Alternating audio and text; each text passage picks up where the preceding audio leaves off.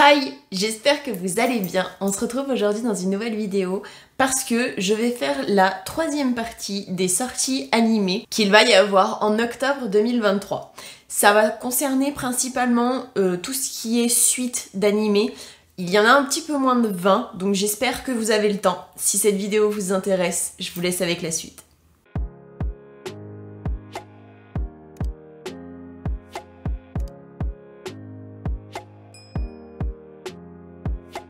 En octobre, il y a la saison 2 de l'animé chinois Tianguan Chifu. Pour ceux qui n'ont pas vu la première saison, ça raconte apparemment l'histoire d'un jeune garçon qui a réussi à devenir immortel, mais qui se serait fait virer 2 fois du royaume divin, donc des cieux, mais qui s'est aussi fait virer de chez lui, de son royaume terrestre, qui va du coup tenter une nouvelle fois, donc une troisième fois, de retourner au paradis, et il va y arriver où il va faire la rencontre d'un roi un petit peu spécial qu'on appelle le roi des fantômes. Je peux pas en dire plus sur ce que ça raconte précisément parce que j'avoue que je n'ai pas vu cet animé, mais pour un animé chinois, en tout cas je trouve qu'il a l'air plutôt pas mal.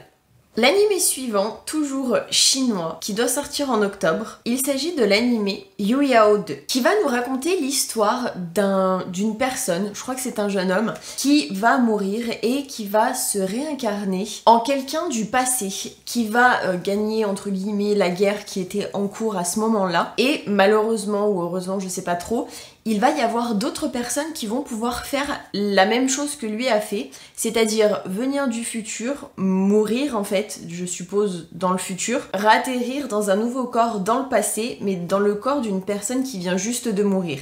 Beaucoup vont faire ça et ils vont se faire appeler, si j'ai bien compris, les voyageurs. Sauf que il va y avoir un centre d'inspection qui va essayer d'en savoir le plus possible sur toutes les personnes qui viennent dans des corps qui sont censés être morts, si j'ai bien compris. Et donc du coup, on va suivre les aventures de personnes qui justement travaillent dans cette espèce de centre pour savoir qui sont des voyageurs et qui ne le sont pas, et de ces 2 assistants, si j'ai bien compris. Le 1er octobre, il y a la saison 2 de Captain Tsubasa. Ça me rappelle des souvenirs, ça me fait penser au Olive et Tom quand j'étais petite, mais du coup, version revisitée, les images c'est pas du tout les mêmes, enfin... c'est plus moderne, donc je trouve ça mieux. Bien évidemment, Olive et Tom, donc Captain Tsubasa, ça raconte l'histoire de 2 jeunes garçons qui sont dans le football. J'ai l'impression que dans cette saison, en tout cas d'après le trailer que j'ai vu, que c'est une espèce de tournoi où il y aura des tonnes de pays différents, parce que dans le thriller en tout cas, on voit du coup on voit l'équipe du Japon, on voit l'équipe de l'Italie, l'équipe de France, je sais plus trop quelle équipe on voit. Il y a vraiment plein d'équipes différentes, donc je suppose que c'est une espèce de tournoi. Après, Captain Tsubasa, ça a toujours été en rapport avec le foot, donc je pense que c'est genre une ligue nationale ou un truc comme ça.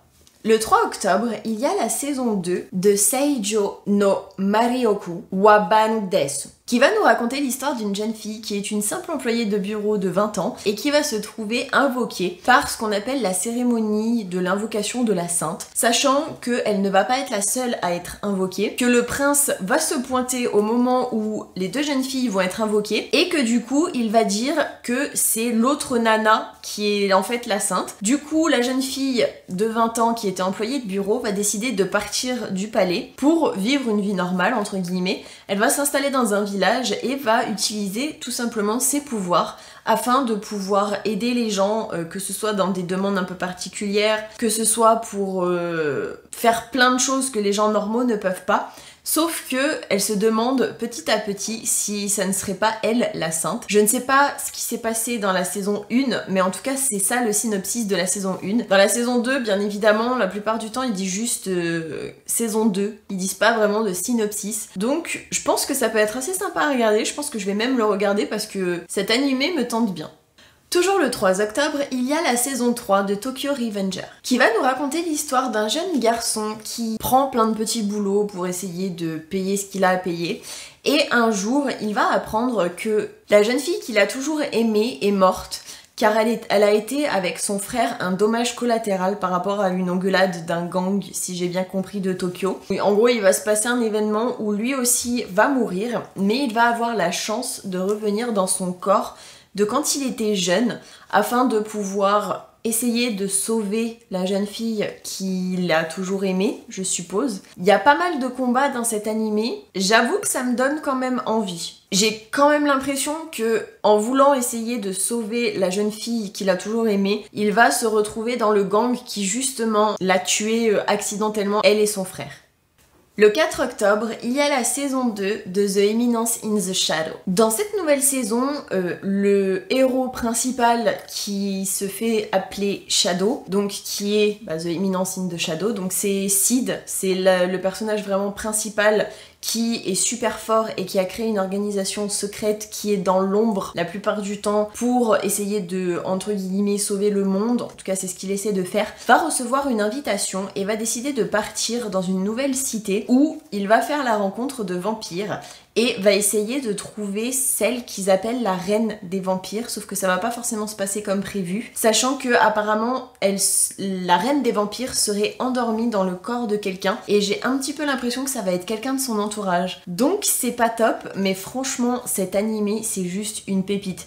C'est l'histoire d'un jeune garçon qui se réincarne à plusieurs époques différentes et qui vraiment en a marre d'être le gentil et genre le héros, qui veut se faire passer pour le méchant et vraiment faire des choses. Après il fait des choses pas forcément gentilles non plus, mais le mec en gros il se fait plaisir, il fait tout ce qu'il a envie de faire, et là il s'est créé une organisation avec avec que des elfes, avec les oreilles pointues, et je crois qu'il y a une fille bête, une fille animale. Du coup franchement c'est juste trop bien, il est surpuissant, et c'est les meufs qu'il a recrutées dans son organisation, franchement elles sont à mourir de rire, il y a plein d'actions qui se passent dans cet animé, c'est juste trop bien.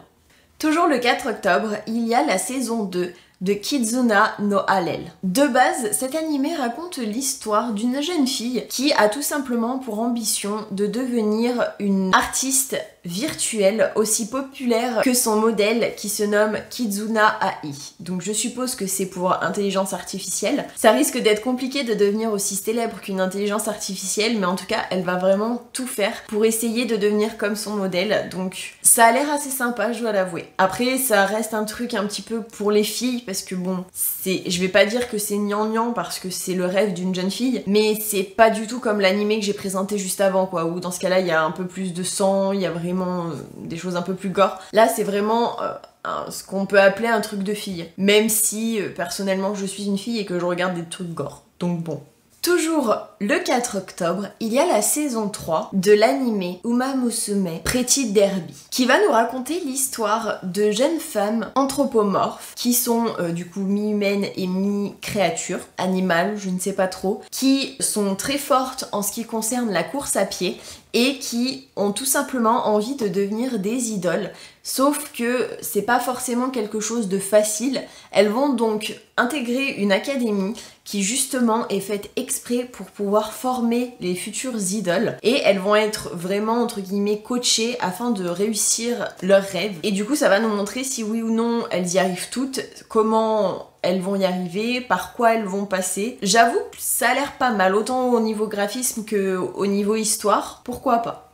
Le 5 octobre, il y a la deuxième partie de la deuxième saison de The Ancient Magus Bride, qui, dans la première partie de la saison 2, donc, nous raconte l'histoire de Chise, qui est une jeune fille qui a vécu beaucoup de choses pas forcément faciles, qui a eu un passé quand même assez lourd. C'était une jeune fille qui était, entre guillemets, vendue pour esclave, qui a été recueillie par un sorcier, et qui se trouve être une jeune fille particulière, très sensible à des choses que les gens normaux ne voient pas. Il va lui arriver plein de choses, et elle va avoir des pouvoirs, elle va avoir des malédictions, elle va faire la rencontre de dragons, de plein de créatures un peu bizarres mais trop mignonnes. Elle va aussi avoir un familier qui se cache dans son ombre, une espèce de gros chien tout mignon, que moi je trouve mignon personnellement. Bref, elle va intégrer dans la première partie de la saison 2 une académie où justement ils vont lui apprendre à gérer en fait tous ses pouvoirs, à gérer plein de choses, à lui apprendre en fait tout simplement comment ça fonctionne, parce qu'elle n'est pas de ce monde-ci. Elle, de base c'était juste une humaine lambda, et elle apprend qu'au final la nana, elle fait des trucs de ouf. Donc ça va vraiment lui apprendre ce genre de choses, sauf que ça va pas forcément se passer comme prévu, parce qu'il va y avoir tous les ennuis qu'elle peut avoir dans son école. Du coup c'est vraiment un animé que j'adore, il y a tellement de rebondissements que franchement je vous le conseille à 10 000%. Toujours le 5 octobre, il y a la saison 2 de Rails romanesque. Ça va nous raconter l'histoire d'une ville qui est un petit peu comme un havre de paix avec tous ses habitants. Malheureusement, ils vont décider, afin de faire renflouer l'économie de la ville, de créer une usine, donc de donner des nouveaux postes, etc. Sauf qu'il n'y a pas tout le monde qui est d'accord avec la création de cette usine parce qu'ils ont peur que ça pollue, par exemple la rivière qui est très chère à leur cœur, ou vraiment polluer la ville avec toutes les déjections, pas forcément que au niveau des rivières, au niveau de l'air, enfin vraiment de tout ça. Il y en a la moitié des villageois qui ont vraiment peur de ça et l'autre moitié des villageois qui ont envie quand même que l'usine se crée. Ça va nous raconter l'histoire d'une jeune fille qui était dans cette ville et qui était partie pendant quelques temps, qui va entendre les rumeurs comme quoi une usine va être créée dans sa ville et va tout faire pour essayer de convaincre les gens que ce n'est pas une bonne idée, jusqu'au moment où, en fouillant dans des affaires personnelles de sa famille, elle va trouver une androïde à qui elle va demander entre guillemets de l'aide afin de convaincre les gens que ce n'est pas une bonne idée d'avoir une usine dans leur ville. Moi j'ai l'impression en tout cas que dans la saison 2, d'après ce que j'ai vu, que ça parle plus de jeunes filles qui enregistrent des bruits. Alors je trouve ça bizarre parce que ça n'a rien à voir avec la première saison, donc peut-être qu'il y a eu des choses qui se sont passées dans la première saison, mais moi en tout cas l'impression que j'ai quand je regarde le trailer de la saison 2, c'est qu'il y a plein de jeunes filles différentes qui sont un petit peu habillées pareil d'ailleurs, qui enregistrent des bruits, autant des bruits naturels comme le cours d'eau, donc une rivière, autant le vent qui souffle dans une forêt, autant dans un train, le bruit qu'on pourrait entendre avec les machines à vapeur, les choses comme ça. Il y a plein de jeunes filles qui enregistrent des bruits divers et variés. Il y en a une aussi dans une campagne qui enregistre des bruits d'animaux. Enfin, il y a plein de petites choses comme ça différentes. Alors peut-être que ça n'a plus rien à voir avec la première saison, mais en tout cas moi c'est ce que j'ai remarqué.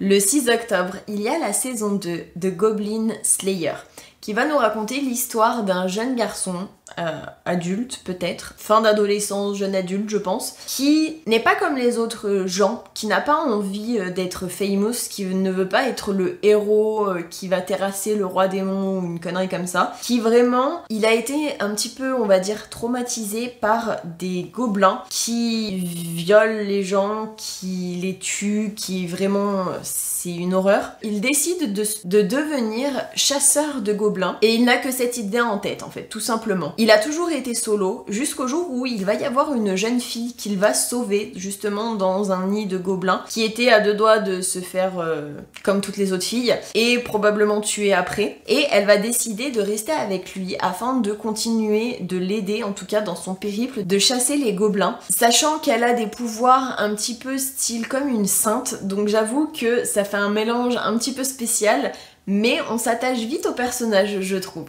Toujours le 6 octobre, il y a la saison 2 de l'animé Hypnotize Mic Division Rap Battle. Pour ceux qui n'ont pas vu la première saison comme moi, ça raconte apparemment l'histoire d'un monde où les femmes dominent le monde, si j'ai bien compris, que les guerres qui éclataient avant avec des armes lambda sont maintenant des guerres qui se font avec des mots, si j'ai bien compris, ou en tout cas des textes, des choses qu'on dit, et il y aurait des sections de personnes qui se font la guerre par rapport à des territoires mais en rappant. Donc apparemment, si j'ai bien compris, le pouvoir des mots est tellement puissant qu'il peut faire des choses énormes, aussi fort que si c'était un combat par exemple à l'épée. Donc je sais pas si ça fait des dommages sur les personnes, je sais pas exactement comment ça peut se passer, vu que personnellement j'ai pas vu la saison 1, mais c'est quand même quelque chose d'assez intéressant, je trouve. Ça change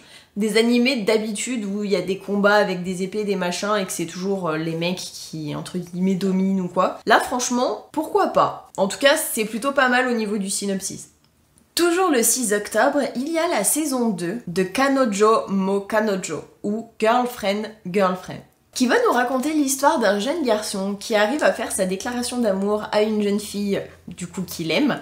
Elle va accepter les sentiments de ce jeune garçon et va décider du coup de se mettre avec, sauf qu'il va y avoir une deuxième jeune fille qui va faire la déclaration de ses sentiments pour le jeune garçon qui a déjà déclaré ses sentiments à une autre fille, il ne va pas pouvoir lui refuser l'amour qu'elle lui donne et va du coup décider d'en parler avec du coup sa petite amie pour voir ce qu'ils vont faire. Et si j'ai bien compris, on dirait qu'ils vont habiter tous les trois, que la jeune fille, ça ne la dérange pas de partager son copain, et qu'il va y avoir encore d'autres jeunes filles qui vont s'impliquer dans le trio amoureux. Enfin franchement, ils vont habiter tous les trois, mais il va y avoir d'autres jeunes filles qui vont arriver pour essayer de défaire ce trio. Franchement, ça ressemble un peu à un harem, je dois l'avouer. Après, je pense que ça doit être drôle à regarder quand même. Parce que sur l'affiche de la saison 2, il y a 4 jeunes filles. Donc si le mec, il doit se battre, entre guillemets, avec les 4 jeunes filles pour les avoir toutes les 4, ça doit pas être forcément simple de les satisfaire toutes les 4, je dois avouer. Toujours le 6 octobre, il y a la saison 3 de Tate no Yusha no Nariagari. Ça raconte l'histoire de 4 héros qui ont été invoqués dans un nouveau monde pour aider en fait le monde, sauver le monde de ce qui leur arrive, parce que du coup il y a des espèces de perturbations qui arrivent dans le monde. Bref, il y a que les héros qui peuvent réussir à sauver le monde à chaque catastrophe qui arrive, parce que ça arrive par vague. Il y a un chrono, enfin c'est assez complexe, je dois l'avouer. Et le héros au bouclier, c'est le seul qui, entre guillemets, n'est pas considéré comme un héros, qui vraiment est un petit peu à part. Il va voir du coup dans la nouvelle saison ses 3 amis héros disparaître, sachant que si ils ne sont pas tous les 4 pour faire face aux vagues qui arrivent, c'est un peu compliqué. Si j'ai bien compris, il va essayer dans cette nouvelle quête d'avoir le plus d'argent possible je sais pas trop, en combattant, j'ai l'impression, afin de pouvoir racheter des personnes, si j'ai bien compris, là où ils sont pour pouvoir les sauver, parce que il y a pas mal d'esclaves, de gens affamés, etc. Enfin vraiment c'est assez, je vais pas dire trash parce que c'est pas trash, mais ça fait vraiment de la peine de voir des personnes comme ça, et du coup lui ça lui fend le cœur et il va essayer de tout faire pour sauver le plus de monde possible.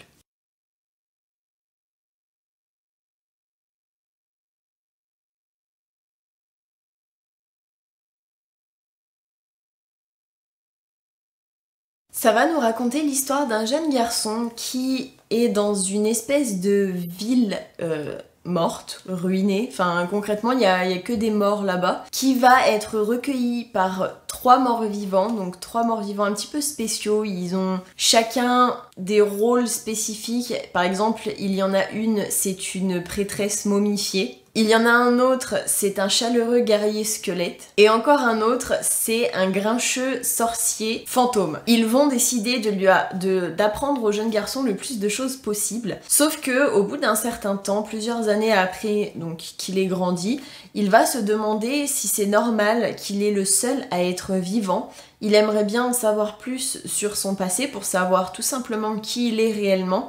Sauf que les 3 personnes qui sont dans cette ville morte lui cachent apparemment pas mal de choses. Je pense qu'il va pas être déçu du voyage. Mais cet animé, j'avoue, je suis passée un peu à côté, mais il a l'air vraiment pas mal. Le 7 octobre, il y a la saison 2 de Spy X Family. Il raconte l'histoire principalement d'une jeune femme qui se trouve être un assassin, d'un jeune homme qui se trouve être un espion, un agent, et d'une jeune fille qui a le pouvoir de lire dans les pensées.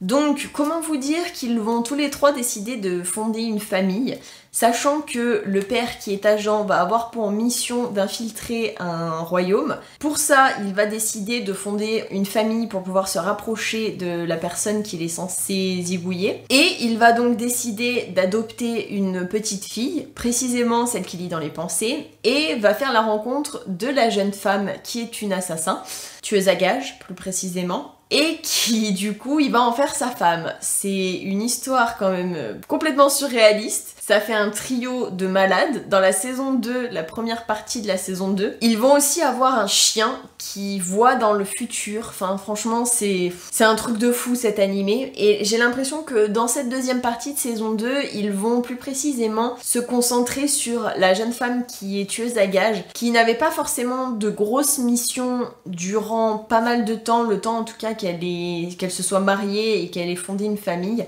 Donc je sais pas trop comment elle va gérer si elle a une grosse mission en tant que tueuse à gages sans le dire à son conjoint, enfin à son mari. Dans le couple, ils ne savent pas qui ils sont réellement. Il y a que la petite qui sait les choses parce que bien évidemment elle lit dans les pensées de tout le monde, et le chien qui voit l'avenir. C'est quand même assez space. Mais franchement, c'est tellement drôle cet animé que je vous le conseille à 10 000%. Le 9 octobre, il y a la deuxième partie de la première saison de l'animé Dead Mount Death Play, qui nous raconte l'histoire d'un jeune garçon qui était dans un monde un petit peu style fantastique, qui malheureusement s'est vu chassé par un héros et qui va décider d'intégrer le corps d'un jeune garçon dans le monde moderne, donc des milliers d'années dans le futur, je crois, ou dans un autre monde où il n'y a plus du tout de magie, enfin, qui n'a plus rien à voir avec son monde de base. J'avoue que ça change, parce que d'habitude, c'est plutôt des gens de notre époque qui se réincarnent dans un monde fantastique où les choses ne sont pas du tout niveau technologie, il n'y a plus rien, etc. Alors que là, c'est l'inverse. C'était dans un monde fantastique où il n'y avait pas de technologie, où vraiment c'était des sorciers, des chasseurs, des aventuriers, etc. C'était un maître squelette, enfin vraiment, il était quand même hyper puissant, mais il était chassé par les humains, alors que lui, le pauvre, il faisait que se cacher, et il va du coup se retrouver dans le corps d'un jeune garçon qui vient juste de mourir. Il va avoir une deuxième chance. Sauf que la nana qui l'a tué, au final, sa mission, elle n'a pas été accomplie vu qu'il est revenu, même si elle pense au début que c'est bizarre et qu'il aurait pas dû revenir à la vie. On va se rendre compte au fur et à mesure qu'en fait c'est une réincarnation, donc c'est pas celui de base, que l'âme du jeune garçon qui est mort va se retrouver dans un autre endroit. Enfin franchement, cet animé est un petit peu complexe, je dois l'avouer. La famille du mort va essayer de savoir ce qui s'est passé, etc. Enfin franchement, cet animé juste trop bien. Et lui, il va devoir faire face à son passé par rapport à des amis qu'il aurait eu il y a très longtemps et qui refont surface alors qu'ils ne devraient pas, parce que c'est pas du tout le même monde, donc ils se demandent ce qu'ils foutent là en fait. Donc j'avoue que j'ai hâte que ça sorte. Et enfin, le dernier animé qui doit sortir le 12 octobre, il s'agit de la deuxième partie de Dr. Stone New World. Je pense que vous avez tous vu Dr. Stone. Donc dans cette troisième saison, il va partir à la conquête d'une nouvelle île où il y aurait justement le système de pétrification qui était intervenu des milliers d'années plus tôt. Le problème, c'est qu'ils vont réussir à trouver le moyen donc de dépétrifier et vont savoir qui a ce système pour pétrifier l'humanité. Ça va pas se passer forcément comme prévu dans la première partie. Quand ils vont réussir à avoir la main sur une grosse quantité de l'antidote qui dépétrifie les gens, ils vont se faire attraper, si j'ai bien compris dans le thriller, et malheureusement ça va pas forcément se passer comme prévu. Dans le thriller que vous voyez, techniquement, il y a Senku, donc le héros principal, qui commence à se faire pétrifier. Je sais pas comment ça va se passer, mais j'espère que ça va bien se passer parce que j'aimerais bien comprendre qui a fait ça et pourquoi, et qu'ils arrivent tout simplement à dépétrifier tout le monde, quoi, parce que bon, au bout d'un moment, je comprends pas pourquoi les gens ont fait ça. Je veux bien qu'ils fassent une sélection naturelle, mais il y a des limites quand même. J'espère que cette vidéo vous aura plu. Si c'est le cas, n'hésitez pas à la liker, ça me fera super plaisir, à vous abonner avec ma petite tête qui s'affichera juste après. J'espère aussi que vous aurez passé un bon moment en ma compagnie et que ça aura pu vous donner envie sur les nouvelles saisons qu'il va y avoir. Si vous avez un petit peu de temps à regarder une des précédentes vidéos qui s'afficheront aussi, et moi je vous fais plein d'énormes bisous et je vous dis à la prochaine pour une prochaine vidéo.